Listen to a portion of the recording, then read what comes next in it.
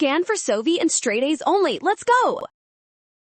Finding the final contents of this string array is actually super fast if you track the nested loops correctly. Let's solve this problem right now. The method creates a new result array and iterates through the original. For each index, it finds the shortest string starting from that current position and looks all the way forward. When j is 0, it finds of as the shortest. When j is 1, it looks from index 1 and finds of again. It never swaps or removes the original elements. When j reaches 2, it remains the shortest available. This pattern continues until the last element, making option D the final winner.